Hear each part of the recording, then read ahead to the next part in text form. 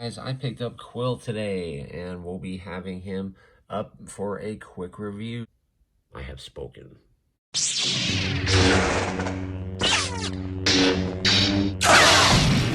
Sean Solo 8. Hey, what's going on? It's Sean Solo 8 and today I'll be going over another Star Wars The Black Series action figure review. Today we've got Kuiil, one of my favorite characters from Season 1 of The Mandalorian. As you can see, I've got the child down here and his nurse droid assisting in wrapping gifts and putting them under the tree. Hopefully the child doesn't get carried away and open some of those up. I do have my favorite OG Mando over here on the side, and by now you guys must have seen the Season 2 finale. What did you think of that? Absolutely epic. One thing that I love about this box is if you look up here on the top, I love how you can see Mando and Kuiil from the show, and you can even see Baby Yoda's little pram hovering in the background. I think that's absolutely epic. In package, he looks super cool. Inbox collectors are going to love this one. He just looks so great. Looks like he just comes with a gun in there. It says Star Wars The Mandalorian. Kuiil does have a short little bio on the back of the package. It says number 7, Star Wars The Mandalorian. Feel free to pause and read that. You have a window on this side of the package. Another window up on the top. You have your barcode and choking hazards down there on the bottom. So without further ado, let's open up Kuiil and let's take a closer look. Boom! Kuiil is out of the package. As you can see, he looks sweet, man. What a great figure. The articulation was actually shocking.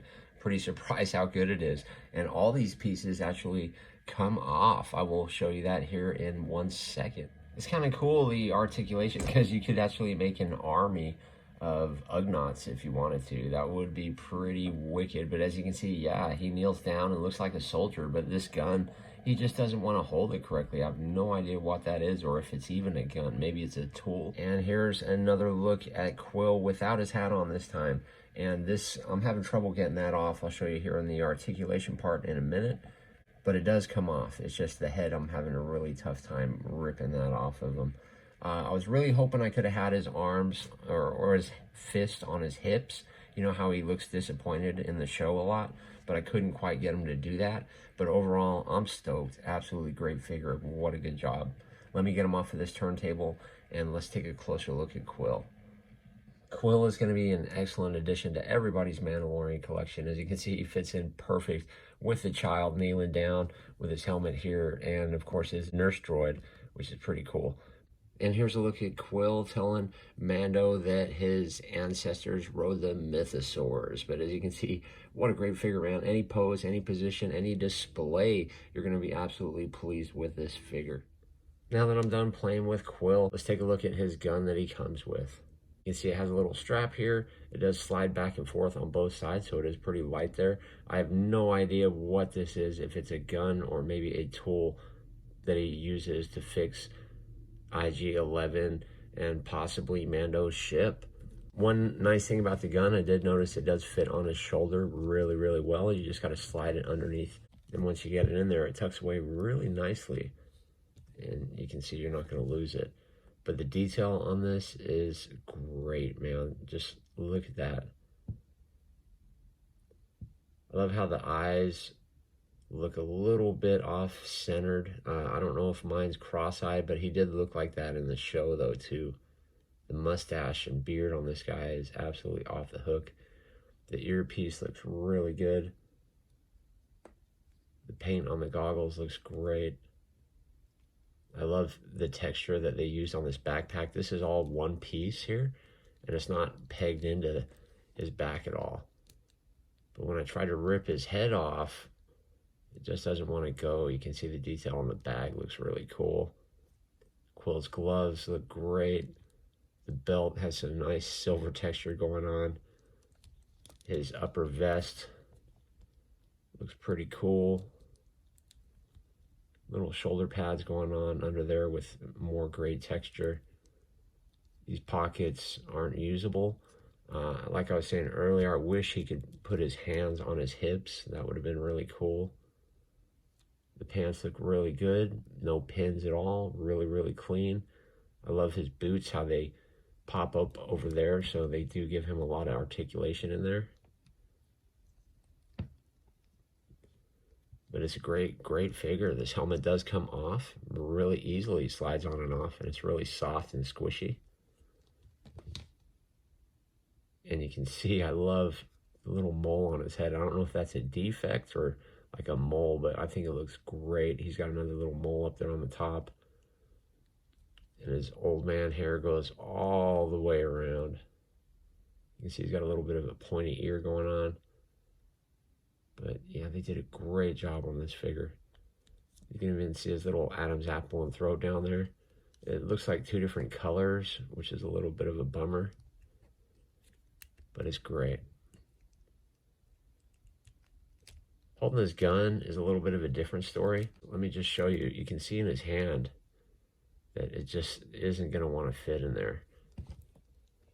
His fingers are nice and soft and bendy, so you can pry it into his hand. And you can see he's going to hold it like that. But there's really no other way he can hold his gun, which is pretty awkward. But we never really saw him fighting in the show, so that's not bad. One good thing I do like about Kuiil is how he can look up and point and yell at Mando, because that's such an important, and it's going to be such an iconic scene. I mean, I have spoken, right? I have spoken. But absolutely cool. Now that we've taken a closer look at Kuiil, let's go ahead and take a closer look at his articulation. Kuiil does have plenty of emotion in his head, so you're not going to have any problem with that at all. Just look at that. That looks so sweet. His arms do pop up about that high, not too good. They do rotate 360, so you can fix that if you needed to. His elbow does pop up about here. It is pinless. He does have a hinge on his hand, so it does bend back and forth, but again, it doesn't quite reach his hip for that disappointed look. I'm sure you could probably tweak it somehow, but it gets close. It gets really close. Looks like his head is just on a ball in there. Again, I tried to pop that off, and I couldn't quite get it to get this piece off. He looks down pretty decently. So when he's looking at the child, it looks pretty cool. He looks up great, as I showed you earlier, so when he's talking to Mando, it's going to look really cool. His waist does have one little joint in the waist. He bends down about right there, doesn't bend back at all, barely moves side to side, really stiff, and he actually barely moves side to side too. This piece down here is a softer rubber. There's barely any movement in his waist, but he's such a short figure. I don't mind. It just looks so cool, and I'm really glad to get him. He does kick up to about right there, kicks back about right there. He does have an upper swivel cut. It does have that pinless knee, and it kicks up really far. It does rotate in that knee. He does have a pretty nice hinge on the foot, and it has a pretty good rocker back there too. If you're new around here, consider subscribing. If you could kindly throw a thumbs up on the video and check out one of the videos up on the screen. I will see you guys in the next one.